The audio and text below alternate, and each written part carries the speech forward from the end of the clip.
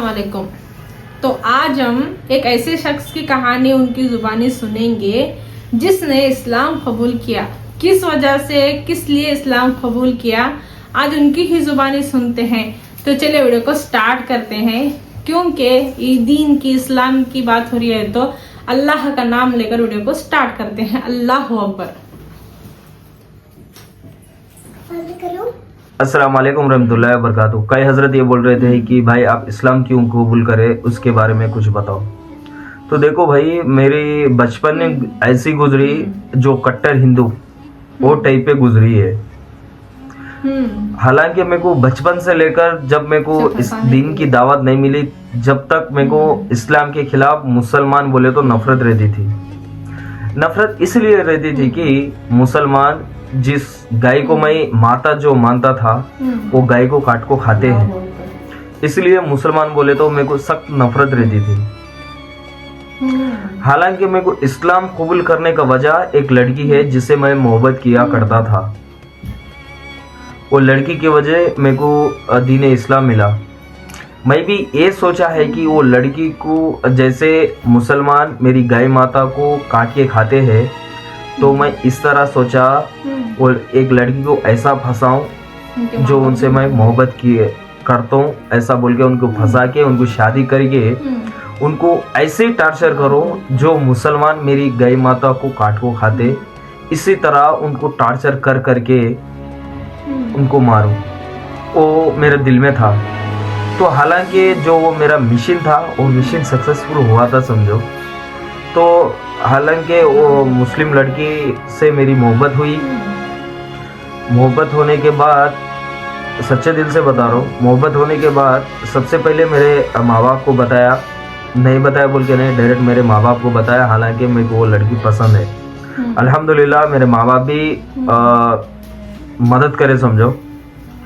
तो लड़की को, वो लड़की से मोहब्बत होने के बाद वो लड़की को उनके घर में से मैं भगा ले गया था हमारे गाँव को। हमारे गांव को भगा ले जाने के बाद उसी दिन उनके भाई को मैं फोन किया, इसीलिए कि अब देख तेरी बहन मेरे साथ है, गाय तुम लोग गाय को काट के खाते ना, अब तेरी बहन को देख मैं किस तरह मार के किस तरह टार्चर करता हूँ। वो मेरी दिल की बात थी। वैसा समझ के उनको मैं जानबूझ के फोन किया उनके भाई को। तो उन्होंने भाई अल्हम्दुलिल्लाह इतनी मोहब्बत से बात की है। उन्होंने कभी आज तक कभी अरे तुरे से बात नहीं करे, कभी गलत लैंग्वेज इस्तेमाल नहीं करे। तो उनके भाई को फोन करे तो उन्होंने डायरेक्ट क्या करे, शायद मेरे को पता नहीं था कि उन्होंने मेरे से बात करते हुए मेरा नंबर ट्रेस कर रहे। थोड़ी देर उन्होंने बात करे, एक 3-4 घंटे के बाद डायरेक्ट पुलिस के साथ उनके भाई मेरे घर को आए डायरेक्ट। मैं सोचा पुलिस किस लिए आई होंगी मेरे लिए। तो उस टाइम पे 2 पुलिस वाले मेरे घर में आए। घर में आके बोले कि किशोर कौन है, किशोर कौन है, बोले तो मेरा बेटा बोल के हमारे अम्मी बोले हम उनके क्लासमेट है बोल के पुलिस वाले घर में दाखिल हुए। तो पुलिस वाले मेरे को ये बोले कि अगर ताली बटू यानी मंगलसूत्र ये तो बंद हो तो तुम्हारा बोल के बोले। लेकिन उस टाइम पे मंगलसूत्र कैसा मिलता। हालांकि जिस दिन मैं भगा ले आया था बच्ची को, दूसरे दिन शादी तैयार, हर एक चीज तैयार हो रही थी, लेकिन उससे पहले इनके भाया आ गए। ना मंगलसूत्र था ना कुछ था। तो उस टाइम पे क्या करे, पुलिस वाले आए, मुझे और वो लड़की को दोनों को जीप में बिठा के डायरेक्ट अब हैदराबाद लेके गए, जहाँ पे मेरा केस हुआ वहाँ पर लेके गए। बीच में 2-3 हजरत चढ़े जीप में, शायद मैं समझा आज मेरा काम तमाम हो जाता। ऐसे लड़की से पंगा लिया जो उनके बैकग्राउंड सुने तो बोरान हो जाना, ऐसी लड़की से पंगा लिया। तो मैं वैसा सोचा, फिर भी मेरे को एक हिम्मत थी, मेरे को एक उम्मीद थी, क्योंकि वो बच्ची मेरे ऊपर भरोसा करके आई ना, तो उन्होंने मेरे साथ देंगी, एक भरोसा था। तो डायरेक्ट हमको पुलिस स्टेशन में लेके गए। पुलिस स्टेशन जाने के बाद वहाँ पे इतनी पब्लिक थी मुसलमानों की, तो शायद मैं अकेला मिला होता तो वही मेरी आखिरी दिन। इतनी थी पब्लिक मेरे को मारने के लिए। शायद उन लोगों को मालूम हुआ, शायद मैं बच्ची के लेके भागा। तो वो जेल में एक पुलिस ऑफिसर थे, वो मुसलमान के थे। उन्होंने मेरे को इतने गंदे गंदे गालियां दे रहे थे, इतने गंदे गंदे गालियां, मैं उनको कुछ भी नहीं बोल पाया क्योंकि पुलिस वाले हैं और उनके साथ साथ अगर मैं कुछ भी बोला समझ जाओ वहीं फाइनल कर डालते क्योंकि कट्टर मुसलमान को देखे तो चिढ़ आती थी मेरे को। तो थोड़ी देर मेरे से बात करे पुलिस वाले। बात करने के बाद सीआई साहब आए। सीआई साहब सबके सामने ये बोले हैं कि वो लड़की को ये बोले आप आपके भाई के साथ जाती या बच्चे के साथ जाती। तो हालांकि उन्होंने वहाँ पे बयान बदल दी बच्ची कि मैं भैया के साथ जाती हूँ। मैं सोचा अगर हालांकि आप भैया के साथ रहने वाले हैं तो मेरे साथ भागी किस लिए। गुस्सा है, बहुत ज़्यादा गुस्सा है मेरे को। उस टाइम पे मेरी अम्मी भी मेरे लिए इतना फिक्रमंद थे कि अब मेरा बेटा को क्या होता बोलकर बहुत बेचैनी महसूस कर रहे थे मेरे अम्मी। उस टाइम पे वहाँ पर एक एमएलए थे, वो एमएलए आए और हमको छुड़ाए समझो। और एमएलए साहब भी मेरे को कुछ भी नहीं बोले, क्या यारो तुम लोग काम करके जीने के लिए आते हैं, किसी माँ बेटी को ऐसा करते क्या तुम लोग बोल के उन्होंने थोड़ा सिर्फ ये बात बोल के उठ के चले गए। उन्होंने जमानत दे दिए, वो बच्चे उधर चले गए। मेरे को तकरीबन रात के 2 से 3 बजे के अंदर मेरे को भी पुलिस स्टेशन से रिहा कर दिए। तो उस टाइम पे इतना डिप्रेशन में था उस टाइम पर मैं, क्योंकि जिससे मैं मोहब्बत करता वो मेरे को छोड़ को चली गई। हाँ, हालांकि मेरे दिल में ये था कि उसको टार्चर करना, बहुत कुछ करना, वो मेरा जो गोल था वो मिस भी हुआ। ऐसा लग रहा था मेरी जिंदगी से मेरे दिल है ना, वो दिल कोई चुरा लेके गया। दिल ही नहीं है मेरे अंदर, ऐसा महसूस हो रहा था। तो उसके बाद हम घर को चले गए। घर को जाने के बाद सुबह के टाइम में उठा। सुबह के टाइम में उठ के मेरा माइंड पूरा डिप्रेशन में हुआ था। उस टाइम पे अब वाइन्स को जाके शराब के बॉटल लिया, शराब के बॉटल लेकर के पी लेते। उनके भाई को फ़ोन करा मैं, देखो भाई साहब आप जो करेंगे मैं वो करूँगा, लेकिन मेरे को आपकी बहन से शादी करना है। तो अल्हम्दुलिल्लाह उन्होंने इतने मोहब्बत से समझाए। अभी तक उनके बारे में मैं कभी बुरा नहीं बोला, क्योंकि उन्होंने मेरे से हर बार अच्छे मोहब्बत से अखलाक से पेश आए। तो उन्होंने सिर्फ एक ही बात बोले, अगर मेरी बहन से आपको शादी करना है तो पहले आपको मुसलमान बनना पड़ेगा, यानी कलमा पढ़ना पड़ेगा। तो ठीक है, आप जो बोले मैं वो करूँगा बोल के बोला। तो उनके भाई साहब ने मेरे को कलमा पढ़ा है, आप मुसलमान बन गए बोले। तो मैं बोला अब शादी कराते क्या आपकी बहन से बोल के मैं वो बोला था। ठीक है आप आओ, हैदराबाद आओ बोल के बुलाया उन्होंने। तो हमारे अम्मी अब्बा को बोला मैं, तो हमारे अम्मी अब्बा डर गए। मुसलमान बुला रहे हैं तुम्हारा, जान से मार डाल दे, तुम्हारा डायरेक्ट तलवार से काट डाल दे, तुम्हारा मालूम है ना मुसलमानों के बारे में कैसे रहते वो लोग। ये बोलने के बाद मुझे ये लगा मैं कैसे भी मर चुका हूँ, अगर वो बची नहीं रही है तो मैं कैसे भी मर जाता हूँ।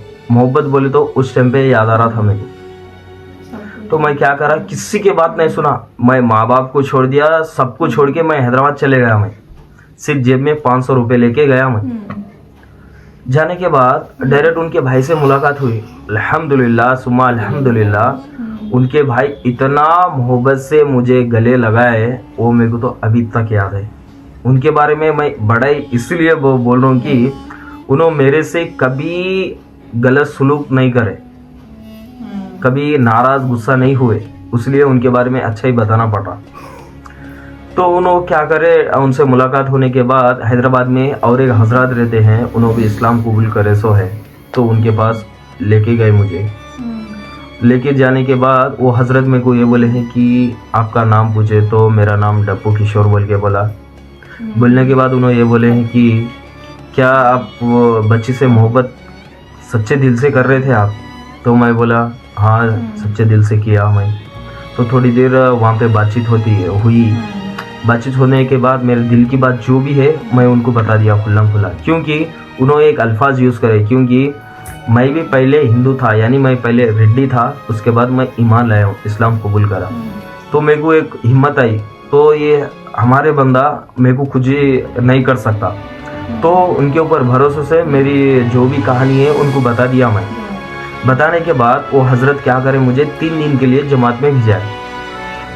तो मैं क्या सोचा, 3 दिन के बाद जमात में गए तो इंशाल्लाह मेरी शादी हो जाती, कोई टेंशन नहीं है, आप शादी कर दो बोल के मैं उनको तो 3 दिन के लिए जमात में भिजा दिए। तो मैं सोचा शायद जमात में जाने के बाद शादी होती होगी, तो मैं जमात में गया। लेकिन वो 3 दिन मेरी ज़िंदगी में, वो 3 दिन ऐसी गुजरी नौज़बिल्ला, उस दौर में एक जहन्नुम के जैसा गुजरा, क्योंकि हर तरफ मुसलमान और उसके साथ साथ मैं मस्जिद में सोना। हालांकि मेरे को मुसलमान से सख्त नफरत, इतना गुस्सा आ रहा था। मेरे बाजू बैठ के मुसलमान खा रहे थे खाना, मेरे को इतना गुस्सा आ रहा था, ये लोग मेरे सामने, मेरे गाय माता को काट को खाने वाले मेरे सामने आके, मेरे सामने यानी मेरी बाजू बैठ के खा रहे, इतना गुस्सा आ रहा था। लेकिन मैं बर्दाश्त किया, क्यों, मेरे को बच्ची से शादी होना है, बहुत बर्दाश्त किया। बर्दाश्त करने के बाद 3 दिन गुजर गए। 3 दिन गुजरने के बाद फिर मैं रिटर्न आया। वो 3 दिन मेरे लिए तो सिर्फ 100 साल से बढ़ के हुए, समझो, इतना डेंजरस गुजरी मेरी ज़िंदगी वहाँ पे 3 दिन। 3 दिन कंप्लीट होने के बाद फिर रिटर्न आया। रिटर्न आने के बाद वो हजरत फिर से ये बोले हैं कि आप एक काम करो, एक दफ़ा 4 महीने के लिए जाके आओ। मेरे को इतना गुस्सा आ रहा था, भाई आप मेरे को बच्ची शादी करवाने के लिए काम कर रहे हैं या और कुछ कर रहे बोल के समझा मैं। फिर भी हालांकि मैं बर्दाश्त कर लिया, क्योंकि मेरे को बच्ची होना है। हालांकि मेरे को उनसे इतनी मोहब्बत हो गई थी, उसको छोड़ के नहीं रहता हूँ, ऐसी मोहब्बत हो गई थी। प्लस मेरे दिल में ये था, मेरा एक गोल था कि ऐसी बच्ची को फंसाऊं, उसके बाद उनसे शादी करके जो मेरी गाय माता को काट को खाते ना, उसका बदला लो। मेरा प्लान सक्सेस हुआ था। उस टाइम पे मेरी कहानी वैसी हो गई। तो उस टाइम पे 4 महीने के लिए बोले तो 4 महीने के लिए मैं चले गया जमात में।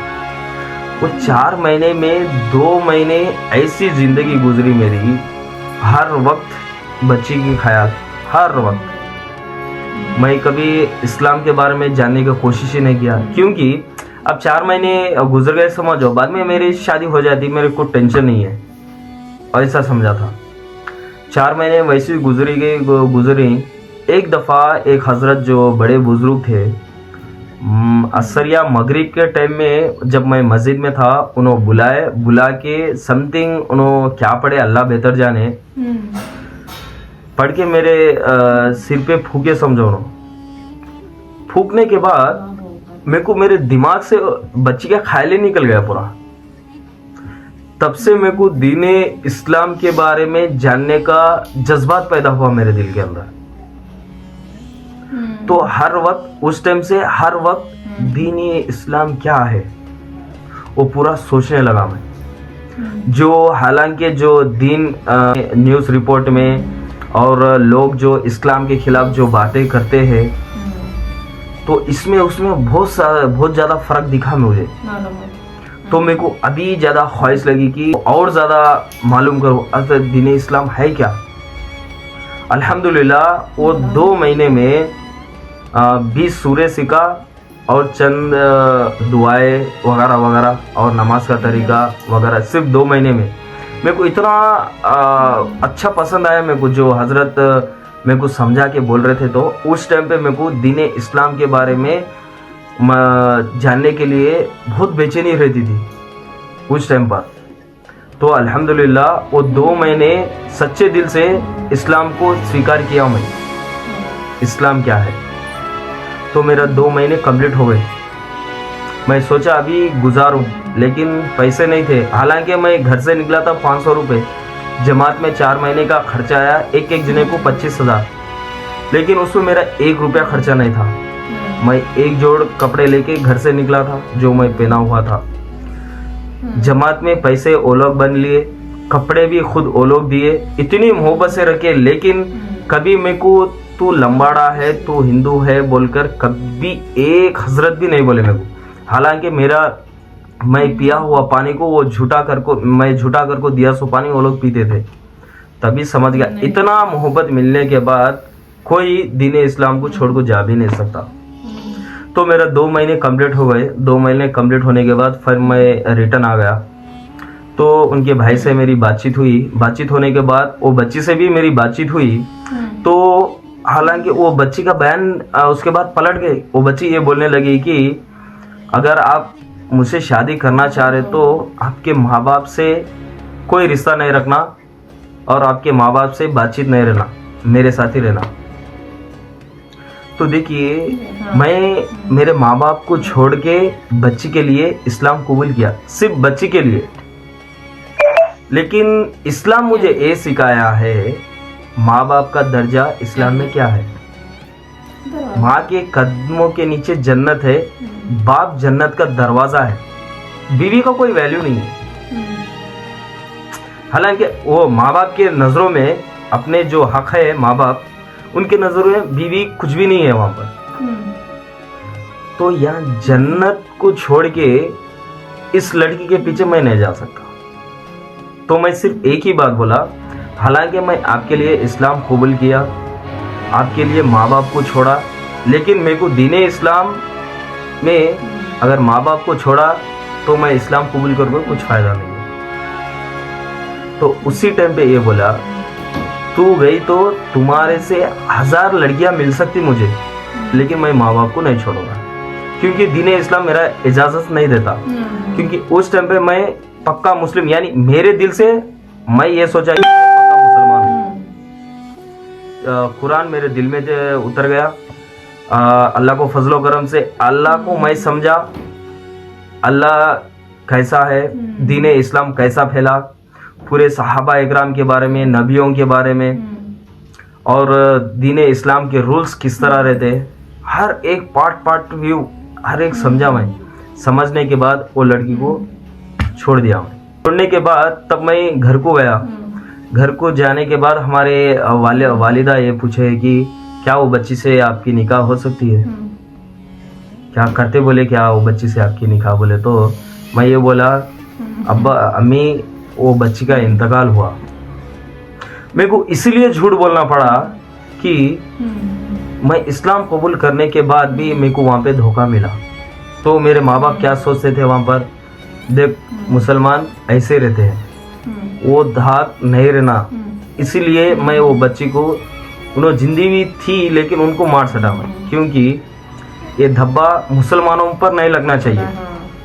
दीन इस्लाम मालूम होने के बाद ये झूठ बोलना पड़ा मुझे, इसलिए क्योंकि मेरे को धोखा मिला। और तब से अब मेरी ज़िंदगी वैसे चलती रही। अल्हम्दुलिल्लाह अभी शादीशुदा हूँ और 3 बच्चे हैं माशाल्लाह से। ये थी मेरी स्टोरी।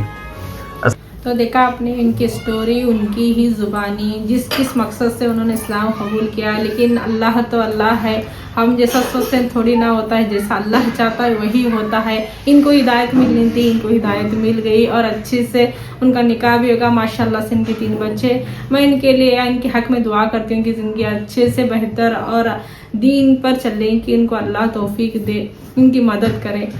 तो चलिए वीडियो को यहीं ख़त्म करते हैं, मिलते हैं नेक्स्ट वीडियो में। तब तक के लिए लाइक शेयर कमेंट करना मत भूलिए और जो नए हैं वो सब्सक्राइब कर लीजिए। अस्सलाम वालेकुम।